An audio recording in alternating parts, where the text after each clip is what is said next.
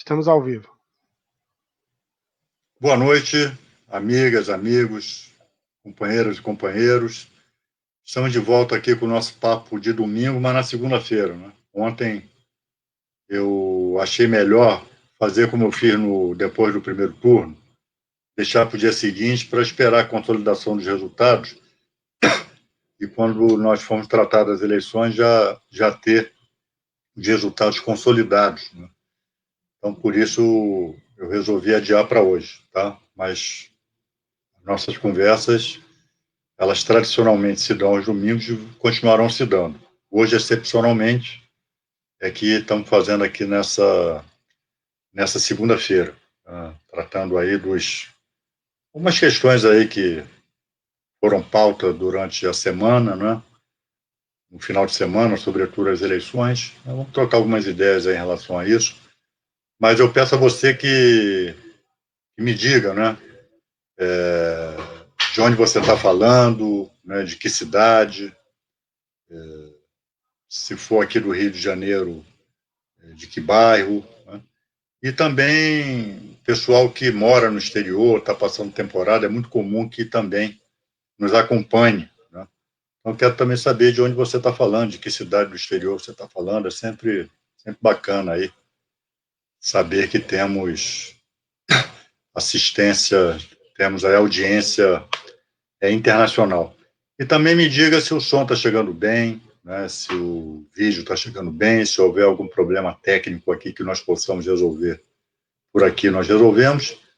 E vamos aí, se você que está no YouTube, né, peço que se inscreva no canal, né, dê um like, vamos fortalecer a nossa presença aí também no YouTube e nas demais redes sociais, vamos compartilhar, chamar os amigos, né,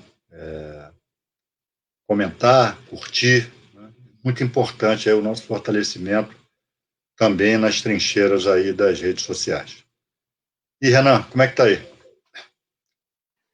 Boa noite, Vadir, boa noite a todos. O pessoal chegando, né, uma segunda-feira, pós-segundo turno. Estou vendo aqui o Carlos Norberto Ausilieri, ele que é do núcleo do Largo do Machado. Cabeça quente, ele diz que está com o resultado de ontem.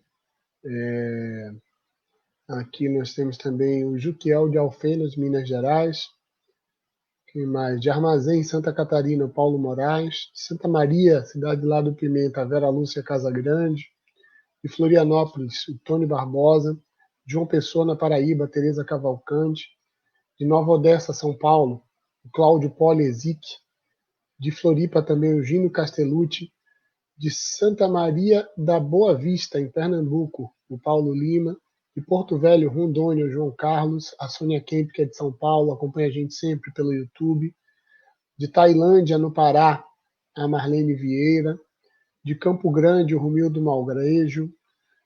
São Paulo, capital, o Carlos Eduardo. A Rose, que nos acompanha dos Estados Unidos. De Brasília, o Divaldo Leandro. De Campos, a Alessandra Lima. De Macaé, o Edgar Cruz. Aqui da Tijuca, o professor Turíbio, Rio de Janeiro. Um abraço, professor. De Resende, a Rose Almeida. De Sete Lagoas, Minas Gerais, a Cacau Glória. A Cacau também está sempre com a gente. De Israel, o Israel Braga, de Morrinhos, no Ceará, está aqui com a gente. Enfim, Veldo de Teresina, muita gente aqui comentando ressaca eleitoral.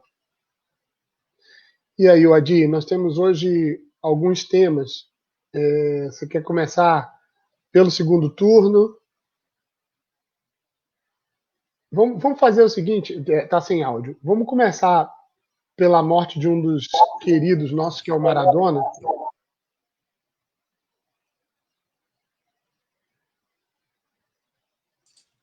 É verdade. Tivemos aí a semana que passou essa notícia muito triste, né, da morte do Diego Maradona, né? E a morte dele, como qualquer coisa que ligue uma personalidade, que era uma personalidade planetária como Maradona, sempre suscita debates, controvérsias, né? E tudo que há de bom e ruim na humanidade aflorou nos debates sobre o passamento do Maradona, né? A começar pela imbecilidade, né, de alguns, né, que eu tive o desprazer de ouvir, de assistir, né, aquelas coisas rasas, idiotas, imbecis, moralistas, né, embora ressalvando, não haveria como fazer diferente, né, Maradona dentro de campo era insuperável, né, mas que fora de campo era um mau exemplo para a juventude, nada mais imbecil, né, nada mais idiota, é o tipo da análise rasa, da análise desprovida, né, de qualquer tipo de consistência, né? Você reduzir a dimensão de um homem por conta do que cercou Maradona em vida, né? Nós sabemos que Maradona foi um dependente de drogas. Todo mundo sabe disso. Agora, reduzir essa questão, né, a uma queixúncula moral, né, e com essa história de que ele foi um mau exemplo para a juventude, pessoal, isso aí, jogador, Maradona, Pelé, os grandes craques ou os jogadores medianos, eles entram em campo para dar vitória ao seu time. Essa é a obrigação deles. Eles não estão ali para dar exemplo a ninguém, né? Maradona entrava para dar espetáculo e fazer seu time ganhar, fazer a sua seleção ganhar. Era para isso. Ele entrava em campo para isso. A educação dos filhos não compete, né, a ídolos, a celebridades. A educação dos filhos compete aos pais, compete à sua interação, decorrência da sua interação social. Então, nós tivemos que ouvir, não é, dentre algumas boçalidades, não é, essas. Né? E também as inevitáveis comparações, né, comparações dentro e fora de campo. Comparação com Pelé dentro de campo, de fato, seria desfavorável para Maradona, embora eu ache, né, é claro que é muito complicado esse tipo de comparação, porque isso envolve gerações de torcedores, né? Eu não vi plena. Pelé, eu ainda consegui assistir, eu já tinha idade para assistir a Copa de 70, né, mesmo um pouco antes, né, algumas exibições de Pelé aqui no Maracanã, enfim. Não toda a trajetória dele, mas uma parte importante da trajetória dele eu pude presenciar. A Maradona não, Maradona a gente assistiu. Eu me lembro que os jogos do campeonato italiano eram retransmitidos aqui no Brasil exatamente por causa do Maradona e por outros jogadores brasileiros que foram para lá, mais ou menos na mesma época, como Falcão, como Zico, como Júnior, né? Então, o campeonato italiano era retransmitido aqui, né? Então, e as partidas da Copa do Mundo, da seleção argentina, né, onde Maradona pontificava. Agora, o Pelé, de fato, né, é uma outra dimensão, mas acho que Maradona, pelo menos daquilo que eu vi, né, foi quem mais se aproximou da genialidade de Pelé. Mas aí vem as inevitáveis comparações, né, para fora de campo também, né? Eu repito, o Pelé, por exemplo, ele é estigmatizado até por nós da esquerda como alguém jogador já de prestígio mundial, né, que não denunciou a ditadura, que não se posicionou politicamente. Sinceramente, eu acho que Pelé não tinha nenhuma obrigação de fazer isso. Eu repito, a obrigação do Pelé e dos jogadores é entrar em campo, ganhar o jogo para o seu time, ganhar o jogo para a seleção. Agora, é claro que no balanço, que na hora de pesar, né, o seu afeto, né, é claro que aí sim, né, o meu afeto é do Maradona, né? Pelé é uma figura insípida fora de campo, né? Pelé, ao contrário do Maradona, né, sempre se manteve afastado de polêmicas, né? Polêmicas, sobretudo, polêmicas da política, né? Não é só o fato de ele não ter se posicionado na época da ditadura. Pelé sempre teve ali nas suas relações a sua proximidade com os poderosos. Pelé sequer se posicionava acerca, né, do que acontecia no mundo do futebol. Né? Pelé nunca denunciou a FIFA. A FIFA era uma quadrilha, a CBF era outra quadrilha. Né? E Pelé sempre se absteve, né, de se pronunciar sobre isso, né? De se pronunciar sobre a situação dos clubes brasileiros paupérrima, né? Enquanto a CBF nadava em dinheiro, enquanto a FIFA saía corrompendo, né, o mundo inteiro, e seu João Avelange aí se locupletando e apoiando ditaduras, né, para montar campeonato de futebol. Né? E transformou o futebol, né, ou tentou transformar, como ainda se tenta, num negócio, tão somente num negócio, né? Em detrimento do espetáculo, em detrimento da diversão do povo. Né?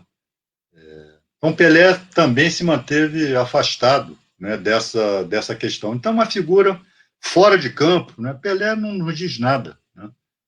Acho difícil, por exemplo, né, espero que demore muito que isso venha a acontecer, mas quando acontecer, com o passamento do Pelé, se vai haver as multidões, né, irão às ruas prantear Pelé. Eu tenho a impressão de que não, porque Pelé nunca falou com o povo brasileiro, né? Nunca se dirigiu ao povo brasileiro. Eu acho que Pelé ele quis mesmo ser uma instituição oficial, e nada mais distante do povo do que uma instituição oficial. Já Maradona não. Né? Maradona era um homem do povo. Maradona é um homem que defendia os pobres. Né?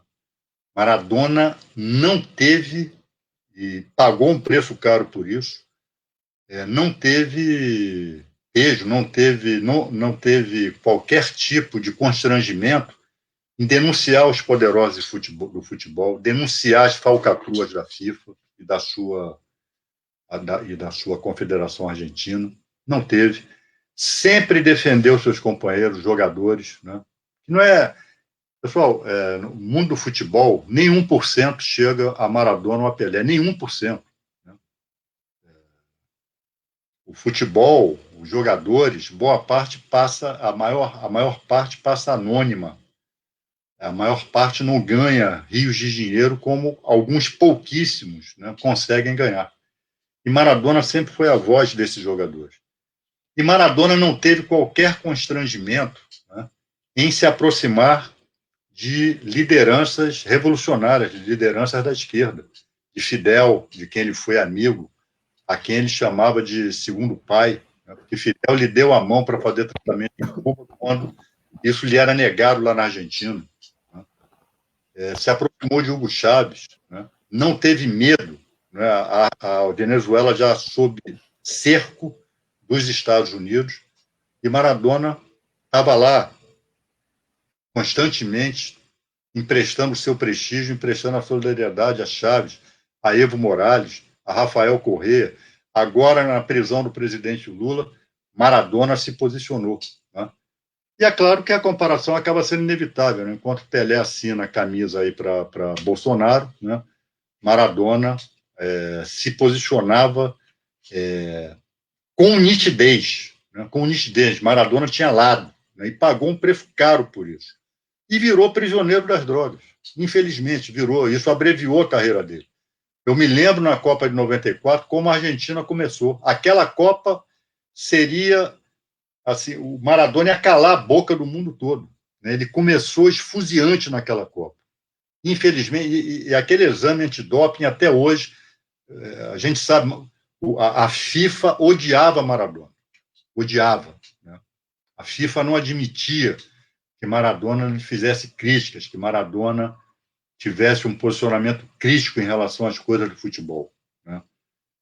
Ele denunciava o neoliberalismo dentro do futebol. E aquele antidoping até hoje não me. Aquilo ali, para mim, foi selecionado. Enfim, todo mundo sabia que ele era dependente. Ele não usava aquilo para ganhar vantagem dentro do jogo. É controversa essa história de que cocaína dá vantagem dentro de campo. É controverso, isso não é algo pacífico. Agora, é claro que Maradona era um incômodo, né? E, enfim, como disse Eduardo Galeano, né? Era o Deus mais humano do futebol. Né? E aqui também, me lembrando de Nietzsche, né? Era humano demasiado humano. Né? É assim que eu vejo Maradona. Um ser humano querido, um ser humano controverso, né? Um Deus dentro de campo, e um homem com suas virtudes e seus defeitos fora de campo, mas que merece da nossa parte, merece dos povos, como está merecendo. Né? Isso foi demonstrado lá na Argentina, 1 milhão de pessoas, até numa imprudência, em plena pandemia, 1 milhão de pessoas ali aglomeradas para dar o adeus, né, a Maradona. E se esse velório fosse prolongado até sábado, talvez a Argentina toda fosse ao velório, fosse ao enterro. Né? E então fica aí esse registro, né? Mas Maradona sempre vai morar no coração dos povos. Sempre vai ser lembrado não só como um Deus dentro de campo, né, mas um homem de atitudes em prol dos oprimidos, sempre na luta pelos mais fracos, sempre na defesa dos pobres. Ele estará sempre no coração dos povos. É uma pena que tenha partido tão cedo, né, com 60 anos, né? Mas, enfim. E foi um homem livre. Ele escolheu o caminho dele, né? E não cabe aqui a nenhum de nós, né, tá, com julgamentos morais em relação a Maradona. Isso não tem cabimento, é uma idiotice. Né? Maradona viveu a vida que ele resolveu viver e tornou-se prisioneiro dela. Num dado momento, eu vi um depoimento comovente dele. Ele disse que estava perdendo de nocaute para o vício. Né? Num dado momento, ele percebeu que era um caminho sem volta e pagou um preço por isso. Enfim, e nos cabe a lamentar, né, que uma figura tão rara como essa tenha tido que pagar esse preço. Mas não fazer condenações de natureza moral, como alguns idiotas aí fizeram nessa semana aí do falecimento dele. E é engraçado, de muita gente comentando, pessoal gostando, inclusive, como você é conhecedor do futebol, mas algumas curiosidades. Existe uma rivalidade, sim, quando entra Brasil e Argentina em campo, mas ela é diferente, a percepção dela no Brasil é diferente. Acho até que a Vênus Platinada, para separar o Brasil da América Latina, insufla essa rivalidade de forma proposital. E na verdade, inclusive, o Maradona, ele vivia vestindo a camisa da seleção. Sim, né? Os argentinos têm uma relação muito diferente.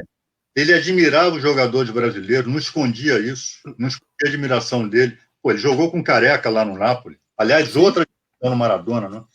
Ele escolheu jogar num time, e não é exagero não, pessoal, podia ser equiparado ao São Cristóvão aqui do Rio de Janeiro, Napoli. Né? Ele já, um jogador de prestígio mundial, resolveu jogar na região mais pobre da Itália, num time, né, pequeno, né, e ele, juntamente com o Careca, mas sobretudo ele, ganhou 2 campeonatos para o Napoli. Né, então, era uma figura humana extraordinária. Né. A Copa de 86, ele disse depois, nós entramos ali para vingar a Argentina. Nós entramos ali para derrotar o país, não foi o time de futebol da Inglaterra. Nós entramos para derrotar a Inglaterra, para derrotar o país, para nos vingar da Guerra das Malvinas. Sim. E a foto da mão de Deus figura na Casa Rosada até hoje. O gol ladrão, né? O gol de sacanagem com a mão, né? E aquele gol antológico, é considerado até hoje o gol mais bonito de todas as Copas do Mundo. Né? E ele depois, dizendo como é que foi esse gol, ele dizendo, porra, eu queria passar a bola, que tinha jogadores bem colocados, eu querendo passar a bola, mas sempre aparecia um inglês, eu ia driblando, até que fui parar dentro do gol. Genial. Foi uma figura genial, agora só um extraordinário. Um momento emocionante. Guadi, você já comentou que ele tinha o Fidel como pai. Nesses últimos dias circularam vários vídeos na internet, não sei se você chegou a ver um vídeo em que ele presenteia o Fidel com uma mala, com vários apetrechos de churrasco, de chimarrão, etc., né, de coisas de gaúcho, e o Fidel, sem nada no momento para presenteá-lo, tira a sua casaca e presenteia a Maradona, que, como menino, se posiciona chorando ali ao receber o presente do Fidel.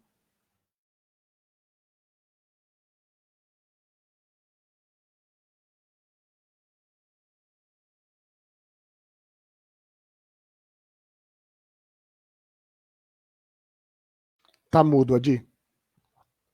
Essas comparações, elas são sempre complicadas, né? Quem jogou mais, quem jogou menos, quem é Pelé de direita, Pelé é aquilo. Agora, de fato, né, o Maradona, tá aí o resultado, morre, né, em um país, praticamente um país inteiro chora por ele. Né? Um país e parte da Itália, né, onde ele jogou. Chorando por ele, pranteando o Maradona. Né? Era um ser humano. Porque era isso. Como é que o povo vai se enxergar, né, no ídolo dentro de campo? Né? Como é que você vai ser Pelé? Você vai ser Maradona? Não vai ser. Né? Então, agora, qual era a proximidade de Maradona com o seu povo? Era ser do povo, era defender esse povo, era não ter medo de usar o seu prestígio, pagar um preço caro por isso. Ele pagou, ele resolveu pagar. Então, ele vai ser lembrado sempre como um herói do povo. É assim que ele tem que ser lembrado. Maradona, do povo argentino, um herói de todos os povos pobres, né? Por isso ele era tão querido. Né? O povo não tem esse moralismo imbecil, né? Ele foi um mau exemplo para a juventude. Né? Essa idiotice não passa, né, pela cabeça da grande maioria das pessoas. E aí, Renan? É isso, Adi. Muita gente aqui compartilhando, né, com você sobre a importância da figura do Maradona. Enfim, mas vamos começar a entrar na nossa pauta, pessoal, todo mundo comentando e ansioso aqui, muita gente com a ressaca de ontem, mesmo onde não houve segundo turno. Segundo turno. Depois, só avisando, pessoal, vamos compartilhar, porque o Adi vai comentar daqui a pouco uma das coisas que todo mundo gosta de ouvir ele falar, sobre temas legais e sobre a pertinência e a coerência do juiz Sérgio Moro, que está de emprego novo, né, Adi? Daqui a pouco a gente vai falar sobre isso. Mas antes, vamos entrar na questão do segundo turno. Ontem, o Centrão avançou mais, né? Eu acho que isso fica claro. O PT, que foi o partido que mais disputava eleições nesse segundo turno, não foi feliz. Eu acho que a gente pode dizer que o PT, no geral, no cômputo do primeiro e do segundo turno, a gente teve uma breve recuperação, vamos dizer assim, do que a gente vinha perdendo, mas é uma derrota política em vários aspectos, mas tem alguns elementos, antes de passar a bola para você, que eu acho que são importantes. A gente já comentou bastante do primeiro turno aqui, mas o PT, desde que chegou ao poder federal, ele vinha perdendo espaço nas capitais. Então, esse é um movimento que não é de agora. É um movimento que vem de antes, que tem a ver com alianças políticas, etc.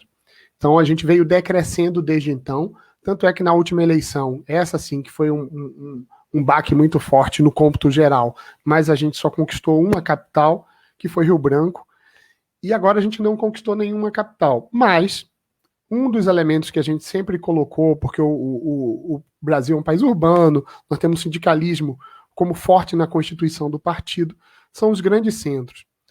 E, curiosidade, esse dado eu não tinha no primeiro turno, mas o PT foi o partido que mais ganhou votos para vereador nas cidades com mais de 500 mil habitantes. Então, nós estamos sim presentes, fortalecemos nossas chapas, temos renovação política, e a gente tem algumas vitórias a comemorar. Mauá, Diadema, em que o PT volta pela 5ª vez, né? Inclusive foi a primeira prefeitura que o PT ganhou em sua história, Diadema, né? E 2 vitórias importantes em Minas Gerais, Contagem, cidade operária, enfim, que tem uma forte presença do partido, não é a primeira vez que o PT vai governar Contagem, mas uma mulher, a Marília Campos, né, eleita, não sei se você acompanhou durante o processo de apuração, no finalzinho, com 92% de apuração, a diferença estava em 4 votos, a gente vinha perdendo durante toda a apuração, depois no clima que você leu, acho que os companheiros e companheiras que estavam lá no comitê, deve ter gente infartando, deve ter gente infartado, né, com a diferença de 4 votos, mas depois nós ampliamos a vantagem. Deve ter chegado em algum bairro popular, de tradição operária, e que a gente realmente deslanchou e venceu bem a eleição em Contagem. E por fim, Juiz de Fora, com a sua colega, nossa companheira, ex-reitora da Universidade Federal de Juiz de Fora, Margarida Salomão, que pela primeira vez vai fazer o PT governar a cidade de Juiz de Fora. Acho que vai ser importante para a história do partido, para a retomada aí. Talvez Margarida consiga retomar, nos novos tempos, questões importantes do novo modo petista de governar. Mas a bola está com você.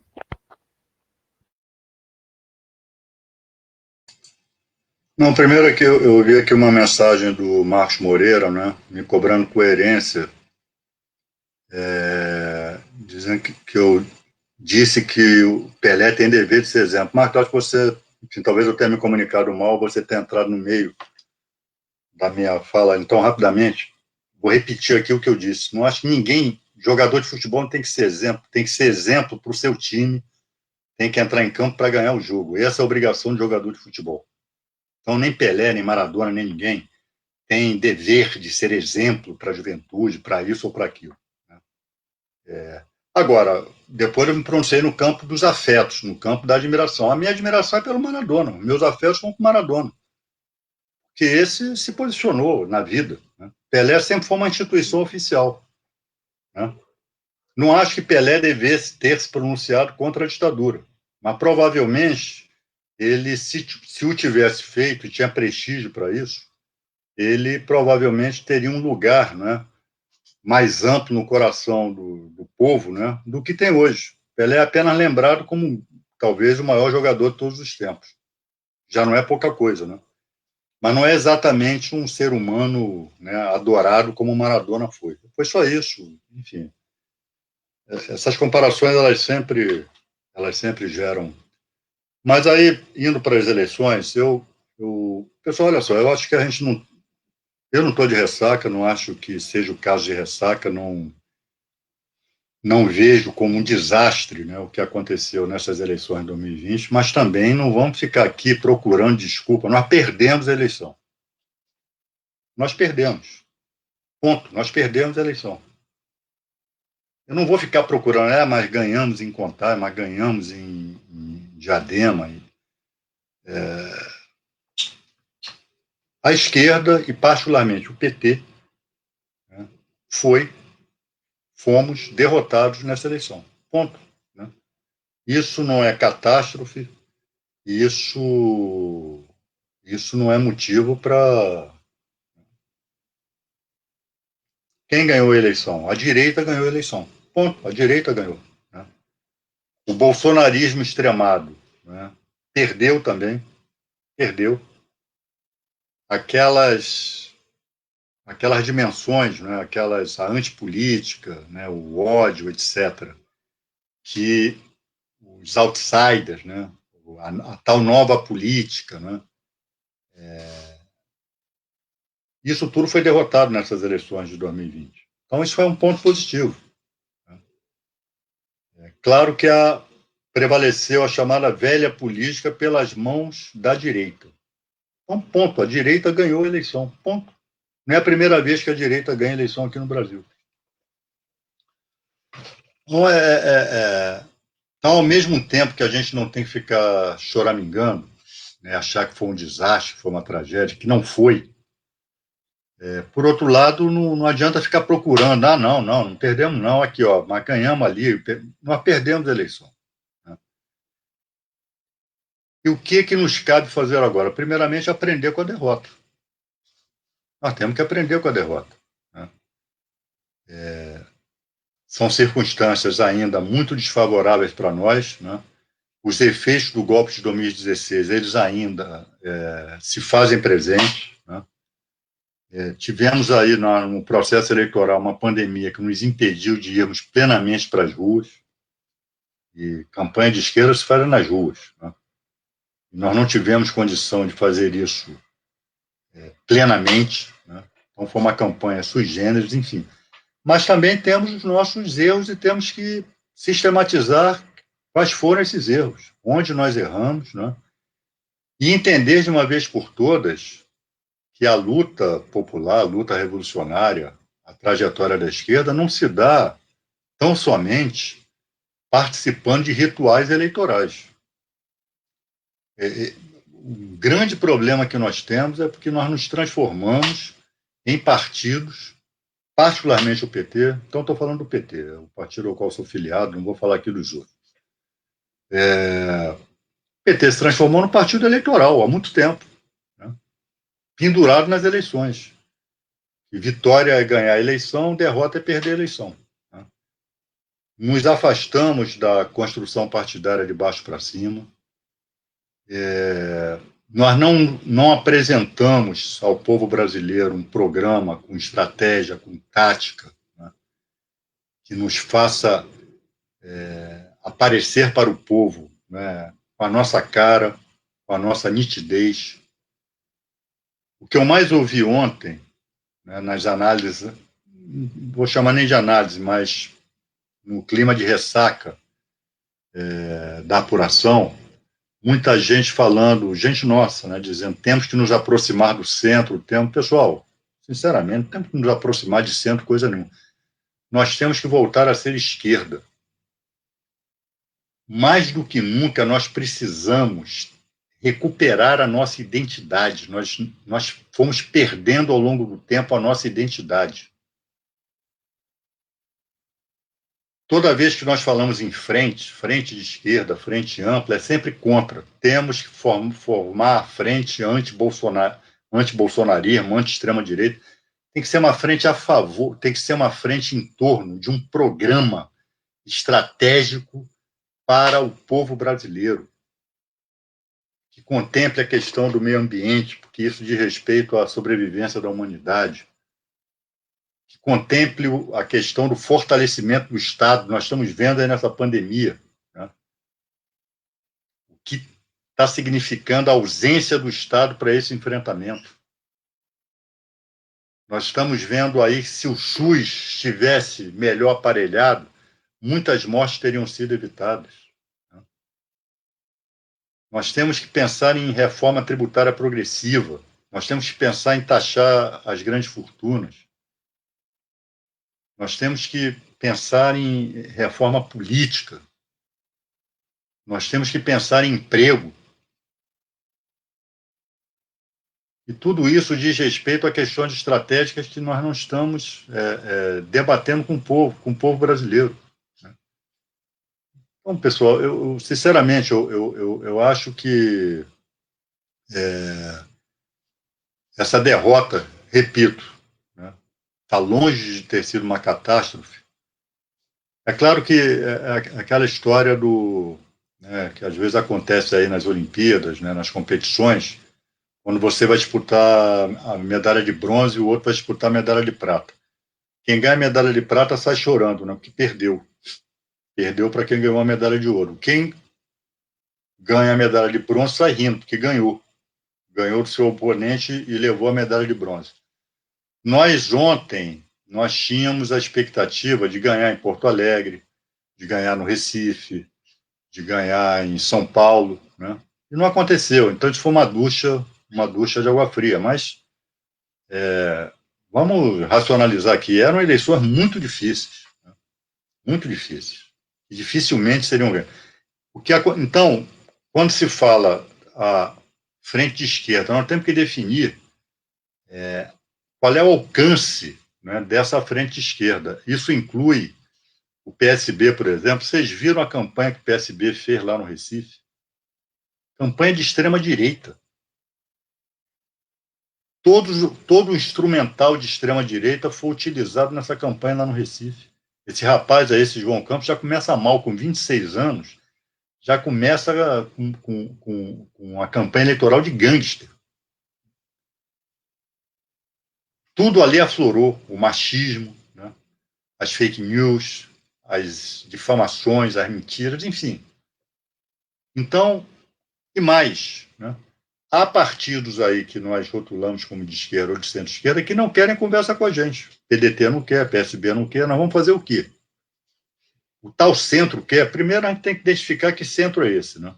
Eu tenho muita dificuldade em identificar esse centro, porque o centro aqui no Brasil, aquilo que nós chamamos de centro, toda vez que uma oportunidade aparece, adere a golpe, né? Como foi em 64, como foi em 2016. Então, pessoal, nós temos que ter preocupação em recuperar a nossa identidade, né? Nos apresentar ao povo brasileiro, sobretudo, nós estamos vivendo aí, ao que parece, uma segunda onda, o que foi abafado nessa eleição. Vocês viram o que esse Covas fez hoje, né? Segurou durante a eleição, liberou geral durante a eleição e agora retrocedeu lá para a tal bandeira amarela, né? Quantas vidas não se perderam por conta do vale tudo eleitoral? Pessoal, nós temos que agora, do meu ponto de vista, recuperar a nossa identidade, reconstruir a nossa identidade, voltar a ter perspectiva, né, de construção partidária de baixo para cima, voltar a dialogar e ajudar a organizar as classes populares. A vida não é mais como era na época da fundação do PT, a classe trabalhadora não é mais a mesma. Nós temos outros atores, nós temos o ultraneoliberalismo desfigurou aquilo que nós conhecemos como classe trabalhadora e movimento sindical, né? O que nós temos, que diálogo nós temos, o que nós temos para apresentar para esses amplas massas de trabalhadores precarizadas, uberizadas, o que nós temos para apresentar? Eu diria, nesse momento, nada. Nada. Então, nós temos que voltar a estudar a realidade brasileira. Qual é o trabalho de organização que nós temos nos bairros pobres, nas periferias, nas favelas, onde ainda temos que disputar, sobretudo em espaços, cidades como o Rio de Janeiro, com a milícia, né, que é uma força dominante aqui no Rio de Janeiro. É algo, por exemplo, que não foi tratado nessas eleições, como poderia e deveria ter sido tratado. Enfim, mesmo, né, o processo eleitoral, nós acabamos, né, até por conta dessas limitações também, não aproveitando para ampliar o debate, né, e apontar perspectivas. Então, nós vamos ter aí 2022, mas a vida não se resume a processo eleitoral. A organização popular, o PT, quando ganhou a eleição, o PT era um partido que disputava a hegemonia dentro da sociedade brasileira, disputava ideias, era consolidado, né? Tinha um trabalho consolidado no meio popular. Hoje nós não temos mais isso. Nós temos que recuperar isso, né? Porque senão nós vamos nos habituar a ficar chorando derrota eleitoral. Devemos jogar de lado qualquer patriotismo de partido, qualquer hegemonismo, não aceitar vetos ao PT e acho que a esquerda deve se unir em torno de metas programáticas, não em torno tão somente de objetivos eleitorais. Os objetivos eleitorais devem vir depois, é a minha opinião. Ou a gente faz assim, ou, sinceramente, nós vamos perpetuar essa situação em que a esquerda brasileira tornou-se meramente eleitoralista, pelo menos os principais partidos, né?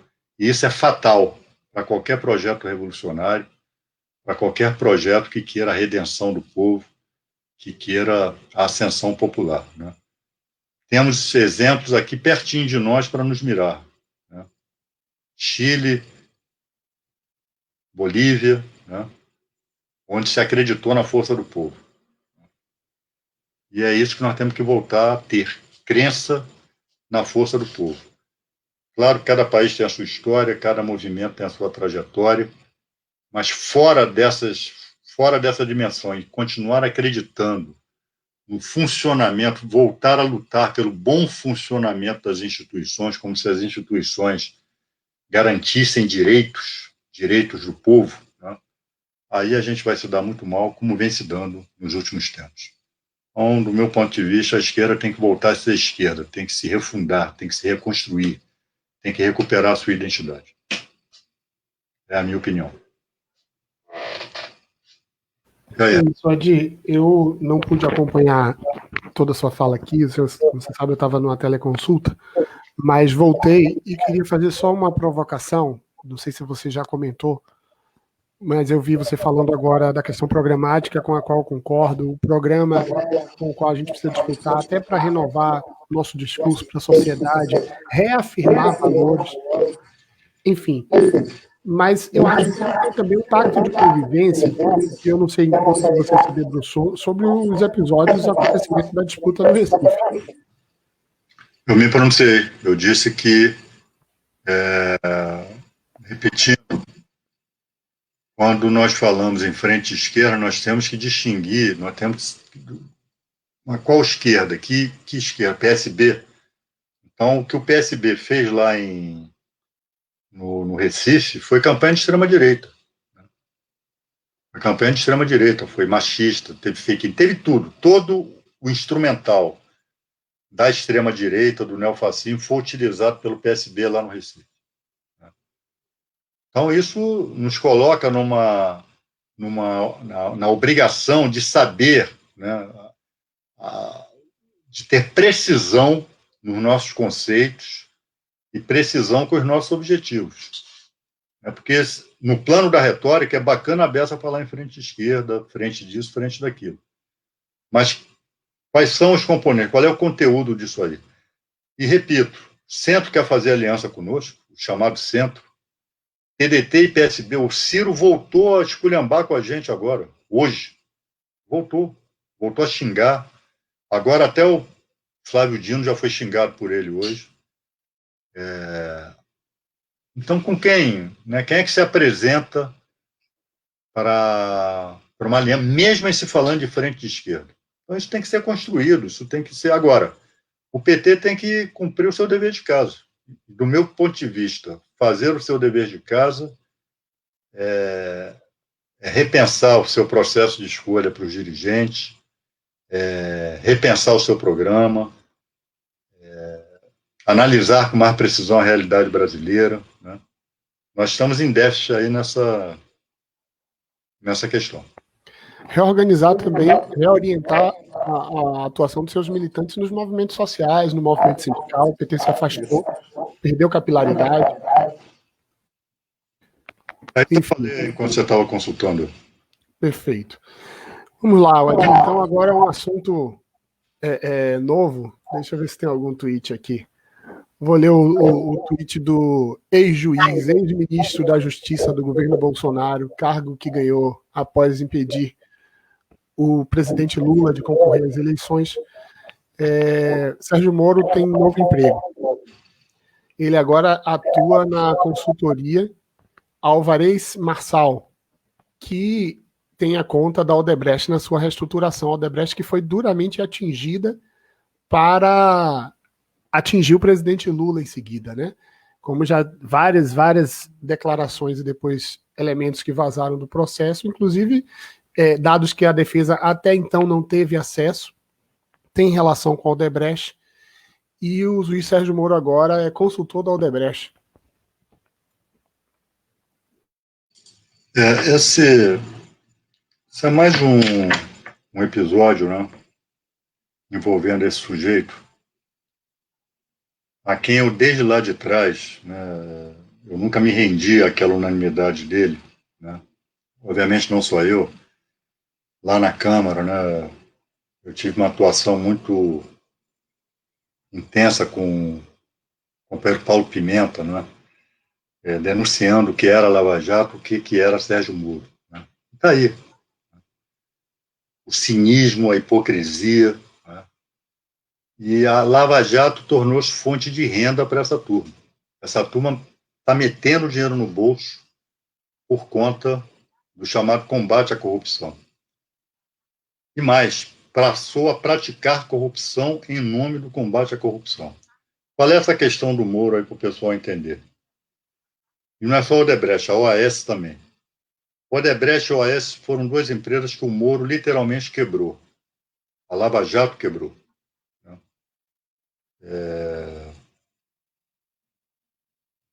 E são empresas que estão em recuperação judicial. Existe uma firma de consultoria norte-americana, como é o nome aí, Renan? da firma. Está ouvindo, Renan? Ou enfim. Meu áudio, voltou. Não. Alvarez e Marçal. Essa firma Alvarez e Marçal, né?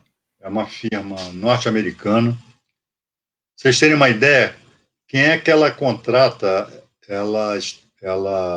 Alguns, inclusive, ela nomeia como sócios, diretores, como fez com o Moro, para essa função, né? Ex-agentes de espionagem da NSA, da CIA, do FBI. Né? Esse tipo de gente. É gente que prestou serviços ao Estado e depois vai prestar esses. E com base no conhecimento de fatos, né, que adquiriu ao longo do seu trabalho no serviço público, vai prestar serviços na iniciativa privada, né, como é o caso do Sérgio Moro com essa consultoria. Primeiro, a apresentação dele já prova, já demonstra claramente, né, corrupção e demonstra a sua parcialidade. Ele é apresentado, né, no currículo dele, vocês entrem lá no site dessa consultoria e vai estar lá. Foi quem conduziu a luta contra a corrupção aqui no Brasil, ou seja, ele é apresentado como chefe da Lava Jato, juiz. É conflito de interesse? Tecnicamente, pessoal, eu tenho dificuldades em entender que isso é conflito de interesse porque ele não está ocupando mais cargo público. Mas é corrupção, vantagem futura, o que, aliás, ele acusou o presidente Lula. Num dos processos, não era... como ele não conseguia, né, demonstrar que vantagem, que contrapartida o presidente Lula teria tido nos contratos aí de OAS, Odebrecht com Petrobras, ele fala, não, benefícios futuros. É o que ele está tendo hoje agora. Ele quebra o Odebrecht, ele quebra a OAS e vai para uma consultoria que cuida exatamente da recuperação judicial da Odebrecht. Então, a Lava Jato ela se transformou, né, num investimento. Agora, todo mundo aí na área da compliance. A empresa que não quer roubar precisa de alguém para explicar como não se rouba, pô. Tá bom, você pode ter um aconselhamento técnico, né, em relação, até porque a legislação brasileira ela acaba induzindo a determinadas práticas, mas a compliance tornou-se agora um mapa da mina para quem quer ganhar dinheiro. Aquele Carlos Fernando dos Santos Lima, que também era um bate-pau lá de Curitiba, está enchendo a burra de dinheiro aí com compliance, né? Dallagnol encheu a burra de dinheiro com palestras, e Sérgio Moro agora. Né? Eu espero que o Supremo Tribunal Federal esteja vendo isso. Isso é uma vergonha. Isso é imoral. Isso mostra claramente que essa turma essa turma atrasou em anos a luta contra a corrupção aqui no Brasil. Em anos. Estamos falando lá do Maradona, exemplo, etc. Esse sim tinha que dar o exemplo, né? De conduta ilibada.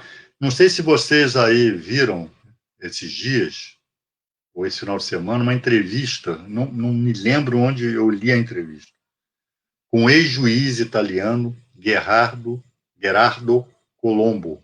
Quem foi Gerardo Colombo? Um dos mais proeminentes juízes da chamada Operação Mãos Limpas na Itália, Mani Puliti, na Itália. Que diferença de estatura moral em relação. Um é um gigante e o outro, no caso o Moro, é um anão.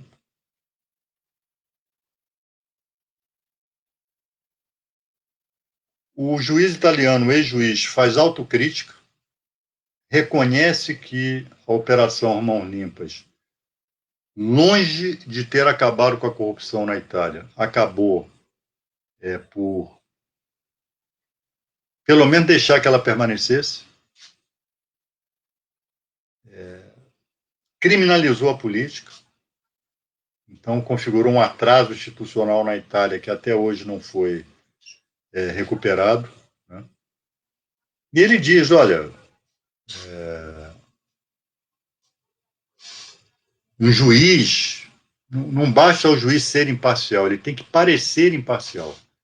Então, como é que um juiz deixa de ser juiz, assume um cargo de ministro da Justiça, ele que impediu, né, ele, Moro, que teve um papel fundamental no processo eleitoral de 2018, ao não permitir que o ex-presidente Lula disputasse as eleições, depois é aquinhoado com cargo público. Ele disse que isso na Itália é impensável. Né? E hoje, desiludido, ele largou a magistratura, o ex-juiz italiano, e dirige uma fundação que tem como objetivo ensinar práticas de legalidade, ou seja, mostrar às pessoas que é possível combater ilícitos, inclusive a corrupção, dentro da legalidade. Ele dá cursos disso, ensina isso para jovens. Né? E aqui, essa turma da Lava Jato faz exatamente o contrário. Então, pessoal, esse negócio do Moro, esse emprego, né, é vergonhoso, né? Isso mostra claramente quem esse sujeito é, quem esse sujeito sempre foi, né? Ele e a turma que ele comandava lá em Curitiba. Eu só espero que o Supremo Tribunal Federal, né, sobretudo no que diz respeito ao processo do ex-presidente Lula, né, incorpore essa questão como mais um elemento de prova de que Moro não foi um juiz parcial. Não foi um juiz imparcial, foi um juiz parcial, sem isenção, né, e seus processos, suas condenações, pelo menos em relação ao presidente Lula, têm que ser anulados. E aí, Renan? Wadir, eu vou só acrescentar aqui como, não sei se é ato falho que chama, mas a empresa diz que ele liderou investigações. É papel do juiz liderar investigações? Claro que não, né, pessoal? E cadê a correção do seu Sérgio Moro? Quando eu digo correção, é nos dois aspectos. Correção moral e corrigir algo que está errado. Por que ele não corrige essa informação? Porque a informação está correta. O verdadeiro chefe da Lava Jato era o juiz, que trabalhava em conjunto com a acusação. Pessoal, vamos imaginar, olha só, e mais, o Moro e o Dallagnol, né, isso tem sido pouco divulgado, me chamaram a atenção hoje em relação a isso, eles têm dado palestras por aí. Entre vocês que Dallagnol está morto, não, está ganhando seu dinheirinho, fazendo seu pé de meia.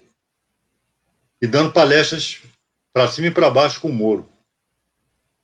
Então vamos imaginar o seguinte, vamos imaginar, não tem esse filme de ficção, né, que negócio de viagem ao tempo, e o cara se desvia no meio do caminho, vai para um mundo alternativo, né, um tempo que poderia ter sido, né, uma dimensão alternativa do universo, do mundo. Vamos imaginar que num mundo alternativo, tempo alternativo, o Moro não tivesse condenado o presidente Lula, tivesse absolvido. Só, obviamente, no mundo alternativo, só na ficção, né, isso seria possível. Mas vamos imaginar que isso tivesse acontecido. E aí, o Moro, depois disso, absolveu o Lula, deixa de ser juiz, né, sai dando palestra aí comigo, com o Zanin, com o Batoque, com os advogados que compuseram a equipe de defesa do presidente Lula. O que, por exemplo, a Rede Globo ia dizer a esse respeito? É a mesma coisa, pessoal, é sem tirar nem pôr. É sem tirar nem pôr. Né?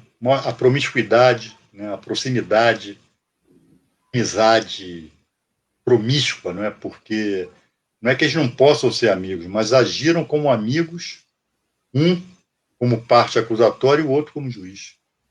E o juiz tendo que se manter equidistante das partes. Moro jamais poderia ter julgado qualquer processo da Lava Jato. E está aí o desastre que foi para o país.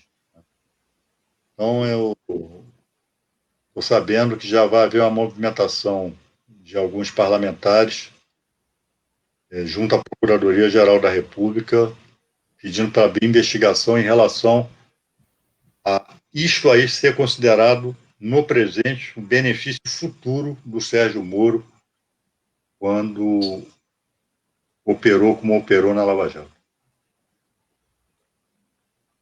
E aí? Vamos ver aqui. É o fim. Isso, cadê? Isso não é o Brasil. O pessoal tá revoltado aqui, viu, Adi? Até conseguir derrubar. É para ficar mesmo. É para ficar revoltado mesmo, né? Porque esse sujeito ele enganou boa parte do país ao longo dos anos, né? Por 4 ou 5 anos. Ele ajudou a quebrar a economia, quebrar empresas brasileiras. E essas aí é que ele agora vai prestar consultoria. É inacreditável. Eu vou fazer uma insinuação aqui, Adi, mas eles falam da colaboração internacional dele, né, com Europa, América Latina e Estados Unidos. Eu não sei se ele não ganhou isso aí como presente dos seus amigos norte-americanos, que tanto deram suporte para que ele trilhasse os caminhos que trilhou. É perfeitamente possível. É perfeitamente possível. Moro tem ligações estreitas, né? Parece até que a família dele mora lá, não é isso? Eu soube que. Vou falar aqui na condicional, não sei. A mulher e os filhos estariam morando em Boston, né? Já desde 2018, ao que parece. É a segunda pátria dele, ou a primeira, não sei. E, aliás, morar nos Estados Unidos, né, tendo que pagar em dólar, né, é caro. Dólar está quanto? Caro. Enfim. Eu não gosto de citar o Josias de Souza, mas ele fez uma brincadeira que ele diz: olha, o ex-juiz escreveu também que não atuará em casos de potencial conflito de interesses. Se aí ele diz o seguinte: se o juiz chamado Sérgio tivesse que interrogar o consultor Moro e ouvisse semelhante explicação, talvez exclamasse: ah, bom, então tá. Olha, eu não li, também não sou um leitor assíduo de José de Souza, né? Mas gostei dessa. Mas, infelizmente, o José de Souza, na imprensa, é um dos que incensavam Sérgio Moro, né, e viravam a cara, viravam, né, fingiam que não viam os desmandos dele. Né? Tá aí agora. Isso, de fato, eu acho que o Sérgio Moro ele deu um tiro no pé. Aliás, segundo lá o insuspeito senador Major Olímpio, né, deu um tiro no saco.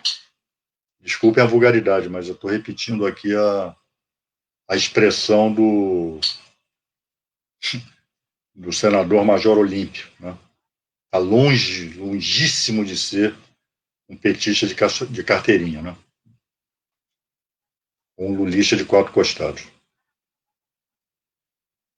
E aí, Renan? É isso, Adi. Já são 58 minutos de live. Eu acho que já conversou bastante aqui com a nossa turma, né? É isso, pessoal. Então, os que estão de ressaca, não é o caso, né? Nós temos que arregaçar as mangas e ter um rumo, né? Ter um rumo. Nós precisamos ter um rumo. E, do meu ponto de vista, o rumo é à esquerda, né? Sem tergiversações. Mas tem muita água aí para rolar aí debaixo dessa ponte aqui no Brasil. É isso, vamos nos despedindo. Boa noite aí para vocês, né? Vamos voltar no domingo. Né? Hoje foi extraordinariamente na segunda, por conta do segundo turno, mas no domingo estamos de volta, né, para debater essas questões aí que dizem respeito ao nosso cenário, ao nosso tão triste cenário, mas que com muita luta, com perseverança, disciplina, organização e discernimento, combatividade, nós haveremos de superar, tá? Boa noite para vocês, obrigado. Boa semana e até domingo.